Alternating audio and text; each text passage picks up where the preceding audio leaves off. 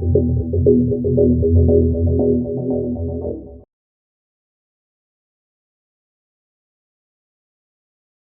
friends, welcome to my channel, and today's video is about Best of Near-Death Experiences 22. Yeah, let me know what you think about this topic. You believe in the afterlife or not? What's your belief in that? I would very appreciate to discuss with you. I would love that. In this video I'll show you the scariest incidents from people who have either had a near-death experience themselves or have witnessed one. I hope you will like it, and if you liked the video, please subscribe to my channel so you can always watch the latest videos that I upload 2 times a week. And now have fun with the video. Welcome to my channel, and today's video is about Best of Near-Death Experiences 22. Yeah, let me know what you think about this topic. You believe in the afterlife or not? What's your belief in that? I would very appreciate to discuss with you. I would love that. In this video I'll show you the scariest incidents from people who have either had a near-death experience themselves or have witnessed one. I hope you will like it, and if you liked the video, please subscribe to my channel so you can always watch the latest videos that I upload 2 times a week. And now have fun with the video.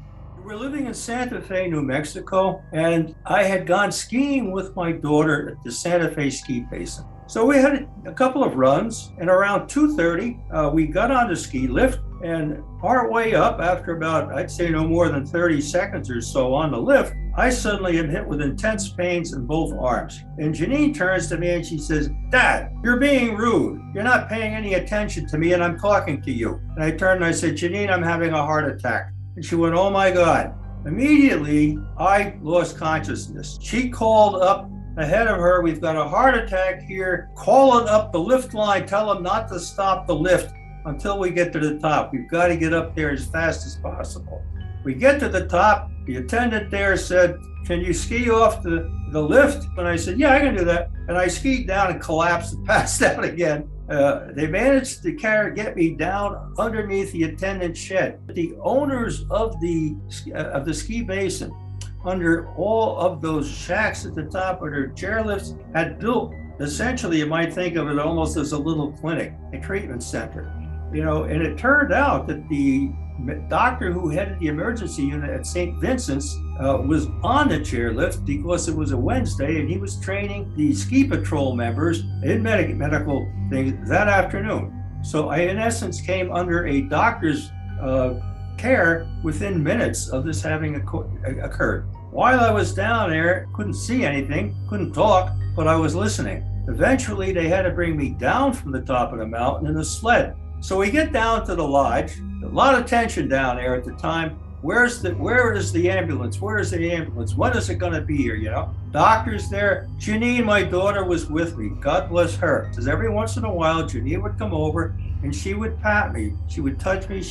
And I could feel her tears on my face. And one time, she leaned over me in tears and she said to me, "You can't die, you tough old buzzard. You've got to be the grandfather to the children I haven't had yet." But that statement that she said was like tossing me a life preserver, because I was able to cling to that. It gave me a reason for being, a reason for staying. I was praying to be allowed to stay. I was struggling. And the cardiologist, the doctor told me later, he said, "Every once in a while you would move and groan and grunt, and we realized you were struggling to stay with us." I said, "Well, I surely was." And he said, "You had the most amazing will to live that I have ever seen in a patient. And that's what brought you through." But in the process of that, it took almost 2 hours to bring that ambulance there. And when they did, I could feel them moving. I could hear that it's here, it's finally gone here. I could feel my carriage moving. They shifted me onto the gurney, brought me out. I could feel myself being lifted up into the ambulance. And I was thinking to myself, oh, finally, thank God, I was exhausted. I've done everything I can to stay, but I have nothing left anymore. And at that point, I said, Lord, I made a little act of contrition. And I said, Lord, I place myself in your loving hands. Thy will be done. Instantly, I was no longer in the ambulance. What happened in the ambulance is I flatlined. And for 2 minutes, they tried to bring me back and couldn't. And as a consequence, he told me they gave up. He said, 1minute and 35 seconds later, you came back on your own. I was still in my corporal body, but I seemed that it was like being on the edge of a cloud. If any of you have ever been in a plane at high altitude, on the edge of a cloud at sunrise, where you have seen with a blue sky and a clear day and the sun just starting to peek over the horizon, you might have seen the filaments of the cloud tinged with gold fluttering gently in the air, and above me was a blue sky, but I was surrounded by a bright light. Not only surrounded, I was immersed in that bright light, and it was passing through me. And I could see I was incandescent like a light bulb. And I went, wow, this is something. And immediately, this incredible sense of forgiveness, that was the strongest. And it was almost simultaneously with realizing I had the light. And with that, an incredible sense of love and a joy you cannot imagine. They call it peace beyond all understanding. I think it should really be more accurately called the joy of forgiveness beyond all understanding. But at the same time,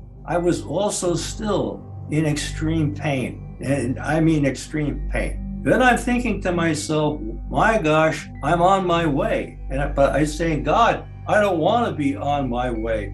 I want to be going back, I don't want to die. I've got too much to do, too many things to do with family and what have you. Please, let me go back. But with that, these filaments to my left, these beautiful gold-tinged filaments of seeming cloud are brushing my left arm and shoulder. I'm just laying on my back on this flat, and where it touched me, the pain was taken away. And oh, what a blessing that was, And as it slowly kept coming and just brushing my body so gently, and the pain was slowly along my arm disappearing, on the one hand, it was a great relief in a sense that you wanted to allow it to come over me. And then I suddenly realized that with that was death. I didn't want that. I was afraid of that. And so I prayed all the harder, God, help me, deliver me, let me come back. All of a sudden, to my right, somewhere within a foot of my right hand, which is, again, laying right along my body, appears what I call my love robe. And my love robe is a red velour bathrobe that was made by my sweet wife and my 2 children long ago, when the kids were about 4 and 6. Right now, they're in their mid-20s when this all occurred. And on the one pocket, it says, Love Jen. She was about, like Janine, about 5.